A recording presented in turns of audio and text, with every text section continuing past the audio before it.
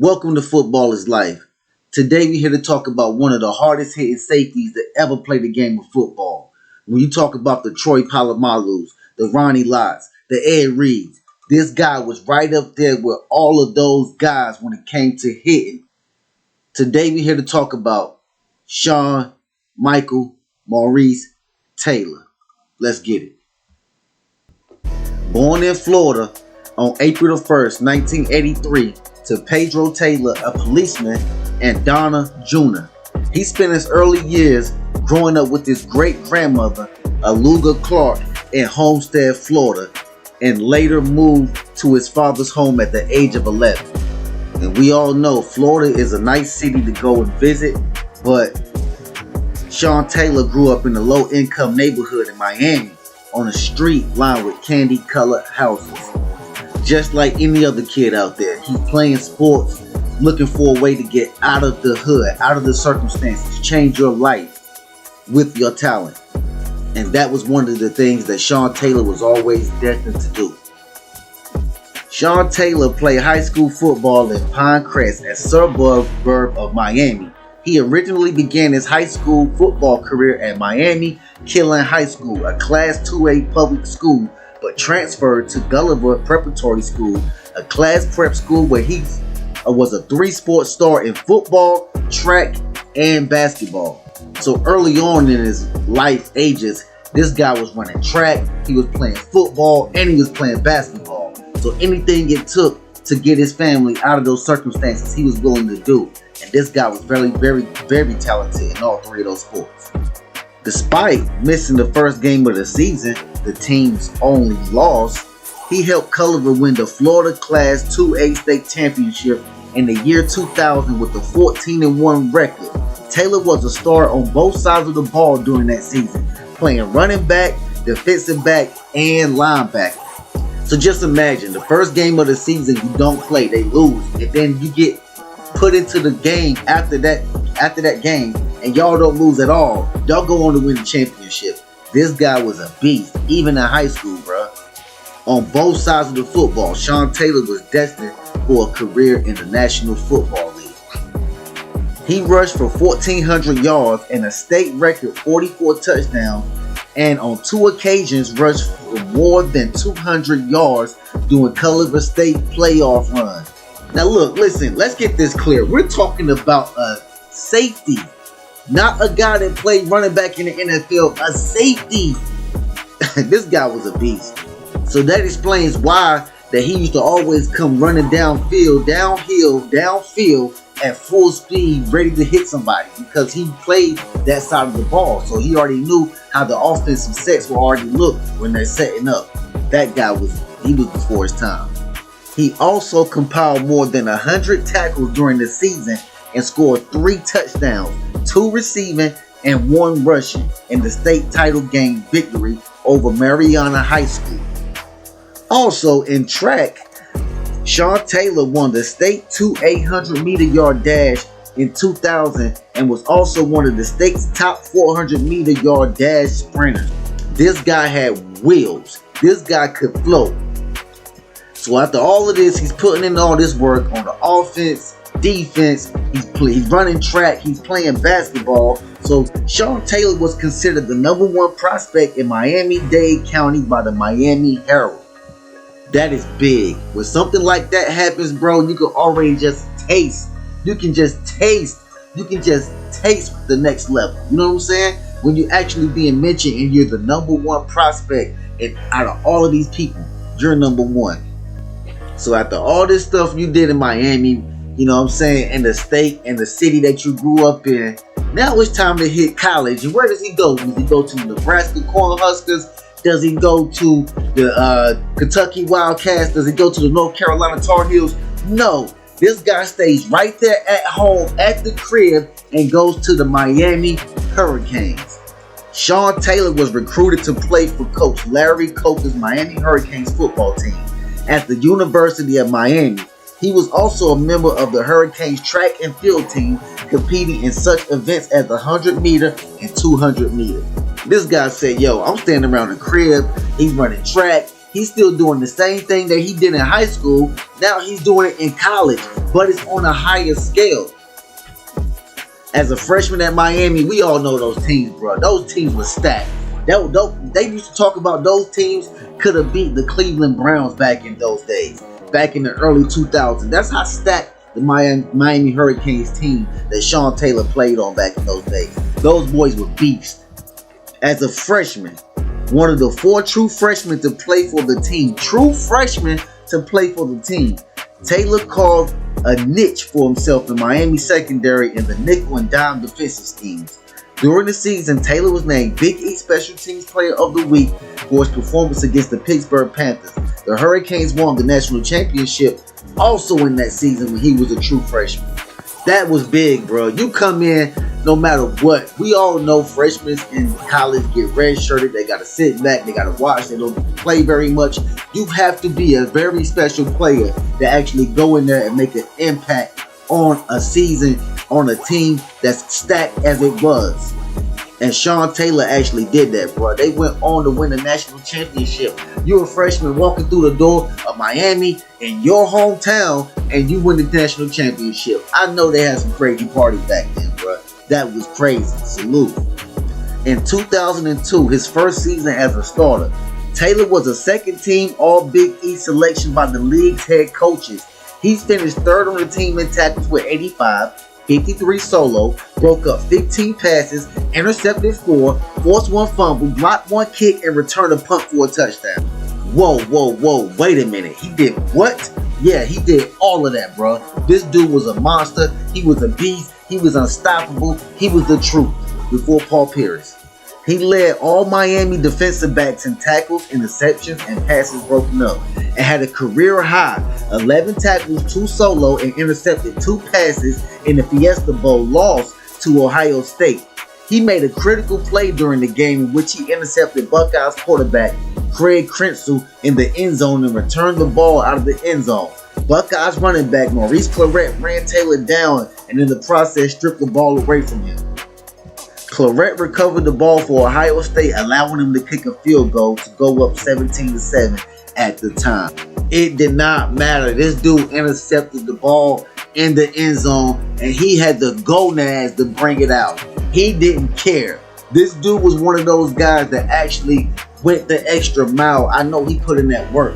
So he was like, you know what? I'm bringing this out. No matter, the moment was never too big for this guy. It was never too big for Sean Taylor.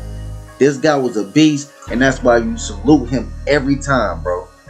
His last year at Miami, Taylor produced a historic season during his final year at Miami that accumulated with the plethora of honors and awards. He was named a unanimous first-team All-American, the Big East Conference Defensive Player of the Year, and a finalist for the Jim Thorpe Award given to the nation's best defensive back. He led the Big East Conference and ranked first nationally in interceptions with 10, tying the record for interceptions in the season. That was crazy. This dude put up numbers, bro. This dude played 3 years in college and put up numbers that some guys don't even put up at all, period, in their whole career. That's crazy. He played Larry Fitzgerald against Larry Fitzgerald and held this man at 26 yards. Who does that? He put the lock. He clamped Larry Fitzgerald. And salute to Larry Fitzgerald. That dude is a beast within his own self. But Sean Taylor clamped him, bro. He returned interceptions for an average of 18.4 yards, including a 67-yard touchdown return at Boston College, a 50-yard scoring run back at Florida State, and a 44-yard scoring run back against the Rutgers University. His 3 touchdown returns of interceptions is a Miami single-season record. He didn't do this over 3 or 4 seasons. That was in 1 season, bro. He also ran track. I know his track skills doesn't get highlighted like that, but this guy was a beast in track too, bro. He was out there doing those numbers, putting up numbers on the football field and on the track field. Following his 2003 season, Sean Taylor announced that he was entering the NFL draft. He attended the NFL Scouting Combine in Indianapolis, Indiana, but opted to skip all of the combine drills and only met with the team representatives and personnel.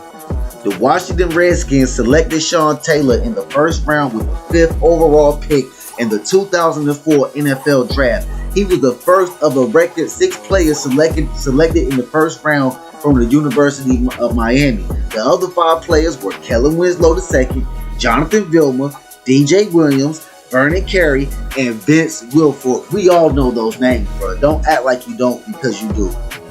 On July 27, 2004, the Washington Redskins signed Taylor to a 6-year, $18.5 million contract that included a $13.4 million signing bonus and could have been worth $40 million with incentives and bonus. His contract also included a 7-year option. Taylor became the first top 10 pick to sign his contract in 2004.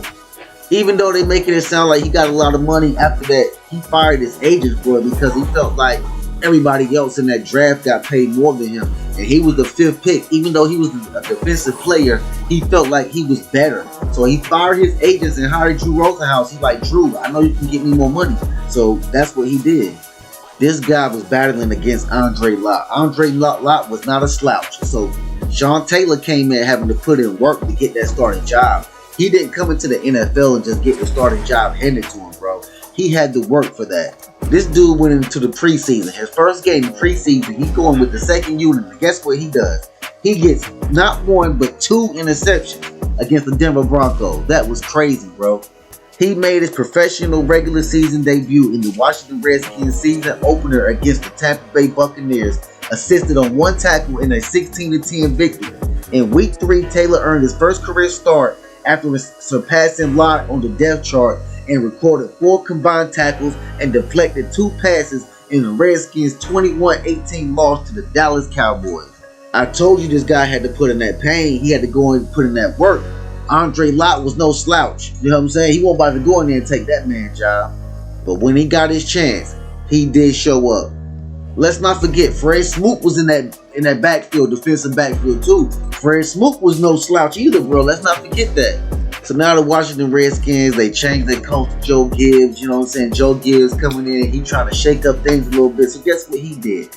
Joe Gibbs named Sean Taylor the starting free safety to start the regular season in 2006, along with the starting strong safety Adam Archuleta. Those boys were beasts. I remember Adam Archuleta. That dude was a monster. So prior to the 2007 season, Sports Illustrated named Sean Taylor the hardest hitting safety in the NFL. This man would come down and he would lay the boom down on you before the Legion of Boom. Before all them boys, Ed Reed and all them boys. It was Sean Taylor. This is a sad part because this story ends in a sad part because this guy was a man that was gone too soon. On November the 18th, 2007, burglars pried open a window to Taylor's empty home and rifled through a desk and safe. On November 26th, Taylor heard noises in his house, and while investigating the cause, he was shot in the upper leg by an intruder. His fiancée, Jackie Garcia, and their 18-month-old daughter, Jackie, were unharmed. That is crazy. So just imagine being in your home, bro, and you hear people going to see what's going on, but you actually get shot during the process of trying to investigate and protect your home and protect your wife and protect your kids. That's crazy. Sean Taylor's femoral artery was severed, causing extensive blood loss, and he died the following day.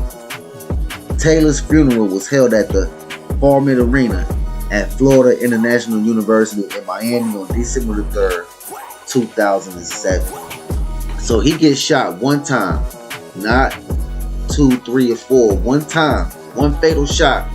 It hit an artery in his leg, and he bled out. Sad story. Safety gone too soon. One of the good guys in the NFL, man. It's just a crazy, unfortunate circumstance that we don't know what was actually going on, but it's just crazy. On November the 30th, 4 men were charged, arrested. Police said more than one confessed. All 4 men were charged with felony second-degree murder, armed burglary, and home invasion, robbery with a firearm. Charges which carried a maximum of life in prison. In May 2008, a 5th suspect, 16-year-old Timothy Brown, was charged with first-degree murder and burglary. All the murder charges were subsequently increased to first-degree murder. The death penalty, however, was not sought because the gunman, Riviera, was only 17 years old. And this is crazy. A lot of these young cats want to rob people, want to do home invasions, want to go in and shoot people. This man did not deserve to lose his life. He was trying his best to make a way for him and his family and to do good things in life, but somehow he got cut short by guys that trying to come and take what he had. You don't have to be out here trying to rob people. Work for a living. If it takes getting a job, if it takes 10 years, you'll get there. This man put blood, sweat, and tears into the NFL. He didn't make his money overnight. It took time. And with that being said, wait your time. Everybody has their time, and your time will come. The NFL recognized the death of Sean Taylor by placing a number 21 decal on the back of all NFL players' helmets during all Week 13 games. Additionally, a moment of silence was held before each game that week. So salute to that. That was big. But Sean didn't deserve that. His family didn't deserve that. With all that being said, man, never take life for granted. Never take people for granted. This the homie Hood Legend. Football is life. Till next time. I'm out.